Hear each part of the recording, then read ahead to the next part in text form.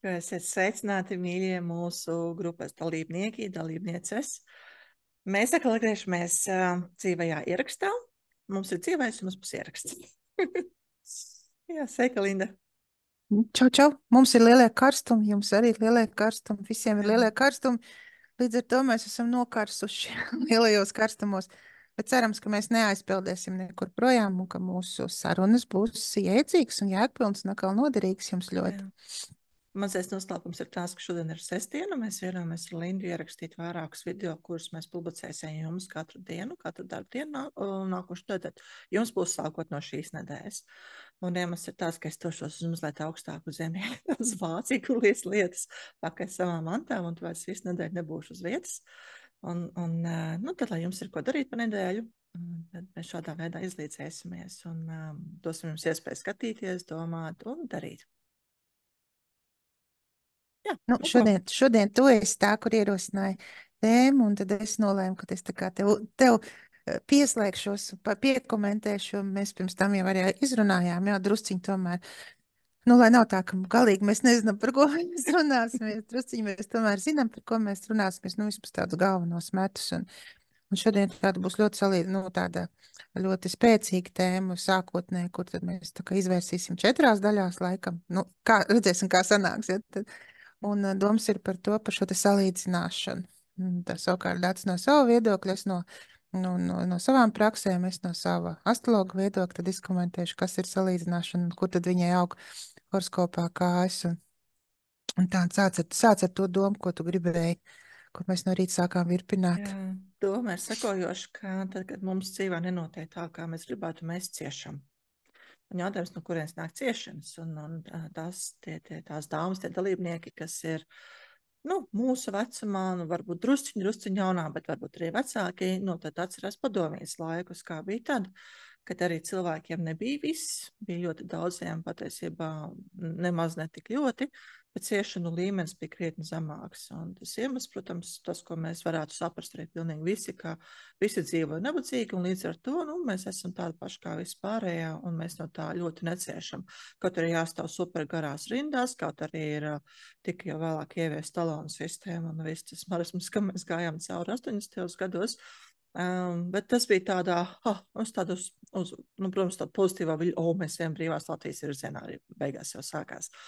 Bet mūsdienās tā ciest ir krietni vienkāršāk, jo ir kontrasts, pietiekoši liels kontrasts šeit pat uz vietas. Jo padomjas laikos vajadzēja skatīties amerikāņu filmas, un tad mēs varējām sviest, kā viņiem tur tās neona gaismas ir reklāmas tābi un izkārnes un mašīnas tādas un drēbes šitādas, un žurnāls retureiz kāda bildi parādījās televīzijā, šeit redzēja itāļu, franču māksliniekus vai vācu māksliniekus, bet ne visu plašo pasauli. Un tik ārpus tā un dzelzs priekškara bija pietiekoši sarežģīta, un līdz ar to cilvēki neredzēja to, kā dzīvo cilvēki citur pasaulē. Tagad mēs redzam visu, jo mums ir pieejams caur datoru, caur internetu, caur televīziju no visas pasaules, visi iespējamie kadri.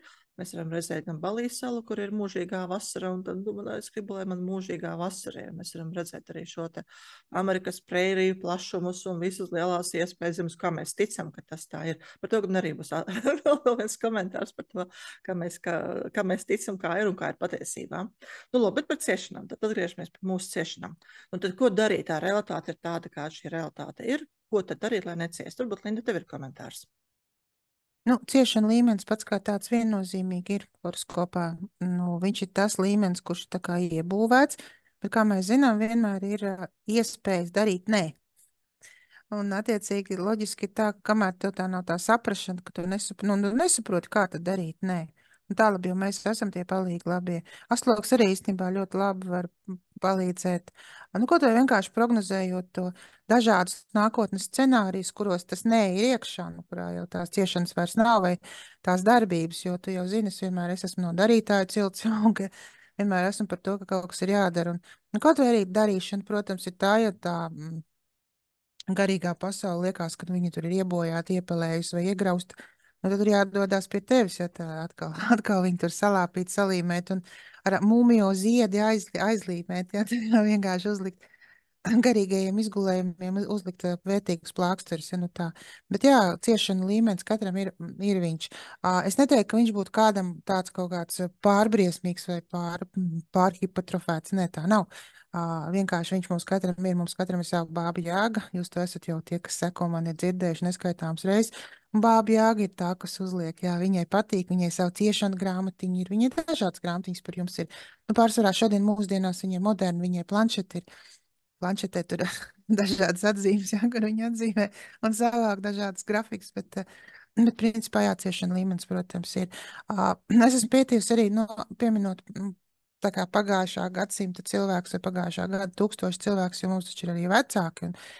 Un kontekstā, protams, ar astroloģiskām kartēm esmu pētījusi arī vecāku kartes, jo kas ir ļoti, ļoti vērtīgs, starp citu, no kurienes tad saknes un kā aizaukam, jā.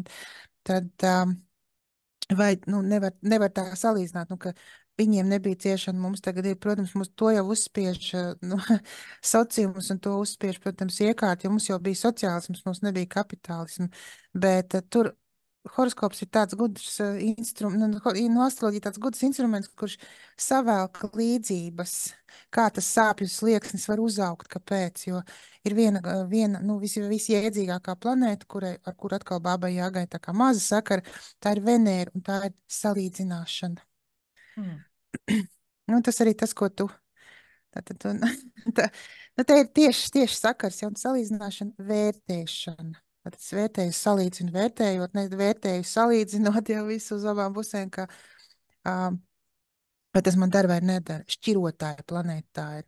Nu, lūk. Un tāpēc sadarbojoties ar bābu Jāgu, tad var ļoti labi noteikt, cik tas līmenis ir augsts vai zems, vai kuram ir ļoti ātri jādodās pie tevis uz ātro palīdzību.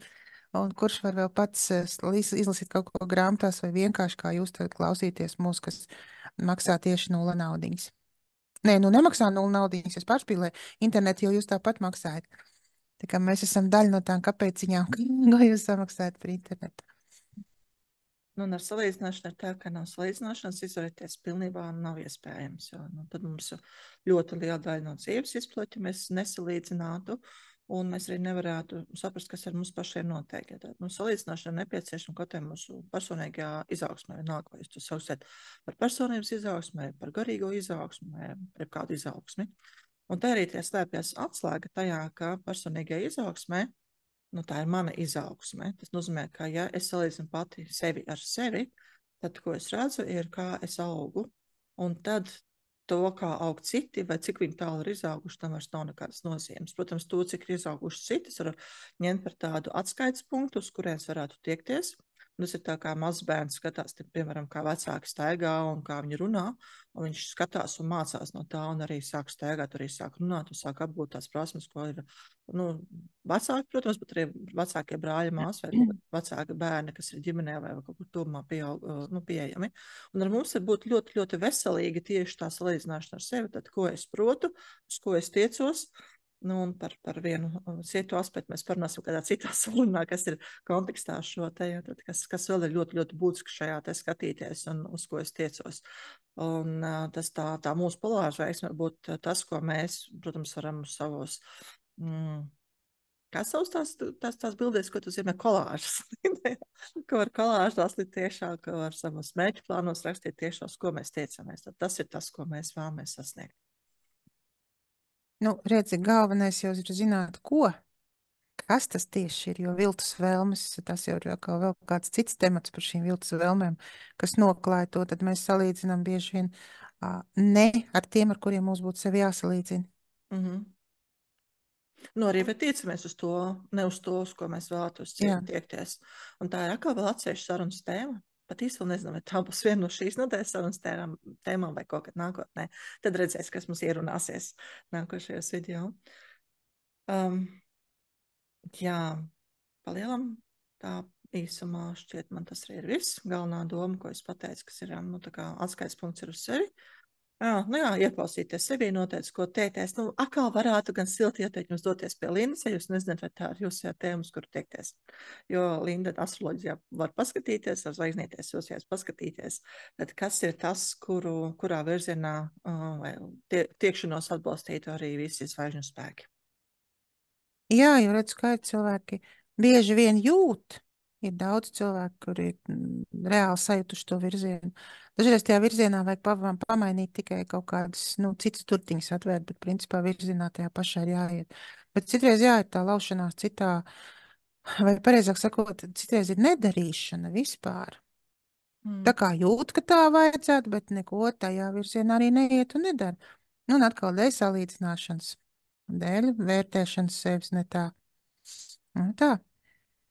Vai tu gribi piedāvāt, ka šis ir mūsu, tagad mēs tā kā pirmo ierakstu slēdzam un sākam nākamo? Īsi, lai jums ir daudz ko runāt. Tas nozīmē, ka mēs ar jums tiekamies rītdien. Skatieties atkal rītdien mūsu grupā nākošo video. Šoreiz mēs jums atvamies un vēlam jums foršu pirmdienu. Tā. Tā.